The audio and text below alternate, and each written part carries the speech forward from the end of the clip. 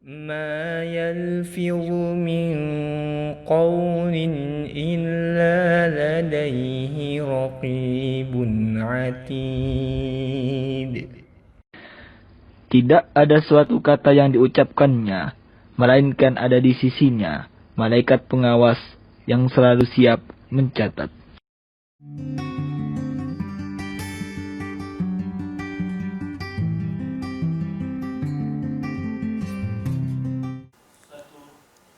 Bismillahirrahmanirrahim. Assalamualaikum warahmatullahi wabarakatuh. Alhamdulillahirabbil alamin. Wassalatu wassalamu ala asyrafil anbiya'i wal mursalin wa ala alihi wa sahbihi ajma'in. Pencinta ilmu komunikasi Islam, alhamdulillah bersua kembali kita dalam kuliah komunikasi Islam. Pada kali ini, setelah kita membincang beberapa media yang terkait dengan komunikasi kita dengan Sang Pencipta, yang pertama adalah dengan kita melaksanakan ibadah sholat. Yang kedua, media tilawah Al-Quran. Yang ketiga, dengan kita berzikir kepada Allah Subhanahu wa Ta'ala. Yang keempat, dengan cara kita istighfar dan taubat.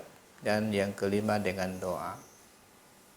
Lalu, ada sesuatu yang sangat fundamental, bahwa 5 media itu tidak bisa dibangun oleh seseorang kepada Allah Subhanahu wa Ta'ala dalam konsep Islam kecuali kalau mereka memiliki dasar syahadat. Oleh sebab itulah pada kesempatan kali ini kita akan membahas tentang masalah syahadat ini, tentang masalah dari mana komunikasi kepada Allah itu berawal. Jadi kalau kita ingin membangun komunikasi dengan media sholat, dengan media tilawah, dengan media zikir, dengan media istighfar taubat, dengan media doa, kita harus melandaskan diri yaitu dengan bersyahadat. Pencinta ilmu komunikasi Islam, komunikasi dengan Allah Subhanahu wa Ta'ala ini tidak mungkin terbangun kalau kita tidak memiliki keywordnya. Ada kata kunci yang diajarkan oleh Allah Subhanahu wa Ta'ala lewat Rasulnya, yaitu seorang manusia harus mengucapkan asyhadatain, 2 kalimat syahadat. Asyhadatain atau 2 kalimat syahadat merupakan ikrar diri dari seorang hamba Allah Subhanahu wa Ta'ala yang menyatakan bahwa tiada ilah selain Allah Subhanahu wa Ta'ala dan Muhammad adalah Rasulullah sallallahu alaihi wasallam. Tiada ilah yang berhak untuk disembah kecuali Allah dan Muhammad adalah Rasulullah sallallahu alaihi wasallam. Nah, dengan mengucapkan 2 kalimat syahadat di hadapan beberapa orang saksi yang menyaksikan pernyataan dia yang ikhlas karena Allah Subhanahu wa Ta'ala itu, maka seseorang dia dianggap sah menjadi seorang muslim, dan setelah dia sah menjadi seorang muslim, maka berlakulah hak dan kewajiban. Haknya diantaranya adalah dosanya dalam keyakinan dan dalam akidah Islam, dosa orang-orang yang sebelumnya dari agama lain, lalu dia dengan kesadaran sendiri ingin masuk Islam, lalu dia bersyahadat, maka seluruh kesalahan masa lalunya itu dihapuskan oleh Allah. Dia mendapatkan hak itu, dosanya dihapuskan. Yang kedua, berlaku untuknya pahala-pahala kalau dia melaksanakan amal-amal soleh, maka dia akan mendapatkan pahala dari Allah Subhanahu wa Ta'ala. Nah, kewajibannya adalah dengan dia mengucapkan 2 kalimat syahadat, berarti dia sudah sadar, dan sesadar-sadarnya bahwa dari situ sudah berlaku kepadanya kewajiban-kewajiban yang harus dia laksanakan berdasarkan perintah dari Allah Subhanahu wa Ta'ala dan dari Rasulullah sallallahu alaihi wasallam.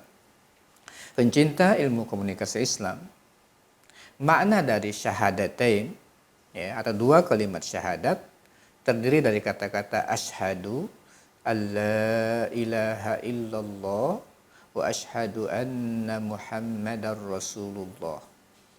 Asyhadu alla ilaha illallah wa asyhadu anna muhammadar rasulullah.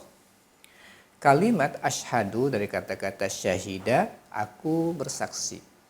Tapi secara bahasa kata-kata asyhadu tidak sekedar bersaksi, tapi bisa bermakna pernyataan atau al-i'lan, bisa juga pernyataan al-wa'ad yaitu janji, dan bisa juga al-qasam yaitu sumpah. Berdasarkan beberapa ayat dalam Al-Qur'an, kata-kata syahida itu bisa bermakna al-i'lan, pernyataan, al-wa'ad, janji, dan al-qasam yaitu sumpah. Jadi ketika kita mengatakan asyhadu alla ilaha illallah, kata asyhadu itu saya menyatakan, saya berjanji, saya bersumpah. Itu makna kalimat asyhadu. Kemudian secara istilah kalimat asyhadu yaitu beriman dengan hatinya, dibenarkan dengan hati, diucapkan dengan lisan, dan nanti dibuktikan dengan anggota tubuhnya melaksanakan ketaatan-ketaatan kepada Allah Subhanahu wa taala. Kemudian la ilaha illallah, asyhadu an la ilaha illallah. La ilaha illallah, la di situ dalam bahasa Arab disebut dengan la nafi, la nafiyah lil jins. Artinya lam yang berfungsi untuk menafikan semua hal yang akan disebutkan di kalimat berikutnya. Yang dinafikan di sini adalah ilaha, ya. La ilaha, tiada ilah. Jadi semua ilah itu dinafikan oleh kalimat la. Itu namanya la ilaha. Illa yaitu isbat, Allah, illallah. Tiada ilah yang berhak untuk disembah kecuali Allah Subhanahu wa taala saja. Nah, secara umum dalam bahasa ilah artinya adalah sesuatu yang hati tenang kepadanya. Sesuatu yang hati tenang kepadanya. Hati berlindung kepadanya. Hati menuju kepadanya. Karena kerinduannya yang mendalam, lalu akhirnya hati menyembahnya dan tunduk kepadanya. Jadi itu secara umum kata ilah. Sesuatu yang hati tenang kepadanya, hati berlindung kepadanya, hati menuju kepadanya, hati tentram kepadanya, rindu, bahkan akhirnya dia menyembah dan tunduk kepadanya. Jadi ini bisa berlaku kepada apa saja. Orang yang tenang kepada batu, merasa dia membawa ketenangan, membawa ketentraman, membawa keselamatan, akhirnya dia tunduk dengan batu, dia menjadikan batu itu sebagai ilah. Dan segalanya, la ilaha. Ketika kita menyatakan la ilaha, tiada ilah, berarti kita menafikan semua makhluk yang hati itu merasa tentram, ingin berlindung kepadanya, ingin minta pengamanan kepadanya. Makhluk yang kita hati ini akhirnya dia tunduk dan menyembah kepada makhluk itu. Itu semua dinafikan dengan kalimat la ilaha illallah, kecuali Allah Subhanahu wa taala saja. Inilah tauhid di dalam Islam, ya. Tauhid di dalam Islam, ketika orang setelah mengucapkan ini, maka tidak ada yang mereka yakini kekuatan itu yang bisa memberikan pengaruh apapun kepada hidupnya kecuali bersumber dari Allah Subhanahu wa taala saja. Nah, pencinta ilmu komunikasi Islam, konsekuensi dari ikrar kita bersyahadat kepada Allah Subhanahu wa taala bahwa tidak ada ilah yang berhak disembah selain Allah, tidak ada pencipta kecuali Allah, Tidak ada yang memberikan rezeki kepada Allah kecuali Allah Subhanahu wa taala. Tidak ada yang bisa mendatangkan manfaat dan mudarat kecuali Allah Subhanahu wa taala. Tidak ada yang mengurusi alam ini kecuali Allah. Karenanya tidak boleh kita menyembah kecuali Allah, tidak boleh kita tunduk kecuali kepada Allah karena Dia maha segalanya. Yang lain adalah makhluk. Maka untuk menyembah itu hanya kepada Allah Subhanahu wa taala. Nah, keyakinan seperti inilah yang membuat nanti dasar komunikasi Islam ini akan berkembang. Kenapa? Jadi seorang muslim orientasinya hanya kepada Allah yang satu. Seorang muslim orientasinya jelas, apapun hanya kepada Allah. Niatnya, segala perbuatannya hanya untuk Allah. Sehingga berkata-katanya pun hanya karena Allah, berbuatnya karena Allah, hidup matinya karena Allah Subhanahu wa taala saja. Maka pencinta ilmu komunikasi Islam, dari tauhid inilah komunikasi bermula. Komunikasi dengan Allah bermula. Sehingga seorang muslim yang telah berikrar dengan seperti itu, maka dia mendapatkan kesempatan untuk berkomunikasi dengan Allah. Salatnya insya Allah akan diterima oleh Allah Subhanahu wa taala setelah dia bersyahadat. Kemudian tilawahnya akan mendapatkan pahala dari Allah Subhanahu wa taala. Zikir akan terkonek dengan Allah Subhanahu wa taala. Istighfar dan taubat juga akan diterima oleh Allah Subhanahu wa taala. Begitu juga dengan doa. Demikianlah keyakinan dari seorang muslim akan bahwa kita di dalam berkomunikasi dengan media-media yang disediakan oleh Allah harus berdasarkan kepada syahadat dan didasarkan kepada syahadat terlebih dahulu. Kemudian pencinta ilmu komunikasi Islam, selain bersyahadat asyhadu an la ilaha illallah, kita juga bersyahadat wa asyhadu anna Muhammadar Rasulullah. Aku menyatakan, aku bersaksi, aku menyatakan, aku bersumpah kepada Allah dan aku berjanji bahwa Muhammad adalah utusan Allah Subhanahu wa taala. Nah, ini juga bagian yang tidak bisa dipisahkan dari syahadat. Bersaksi bahwa Nabi Muhammad sallallahu alaihi wasallam adalah utusan Allah yang dipercaya untuk menyampaikan pesan-pesan Allah Subhanahu wa taala dan risalah Allah.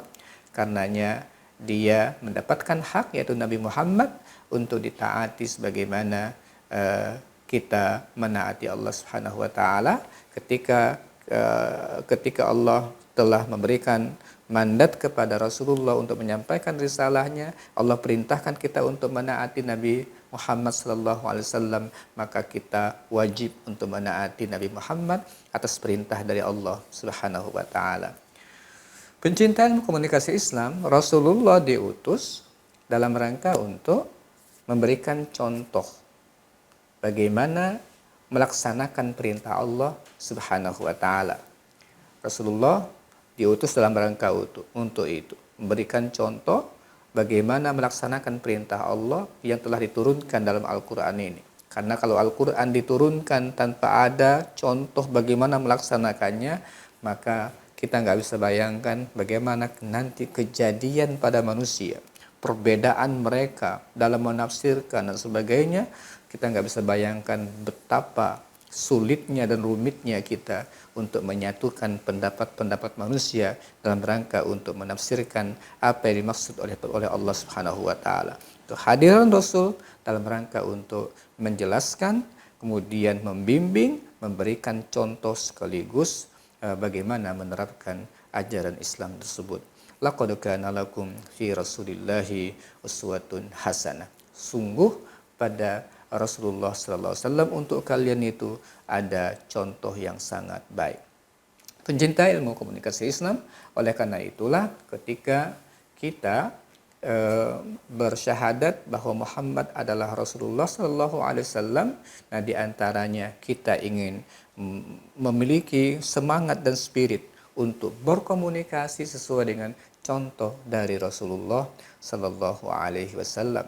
Kita ingin berkomunikasi sesuai dengan contoh dari Rasulullah Sallallahu Alaihi Wasallam.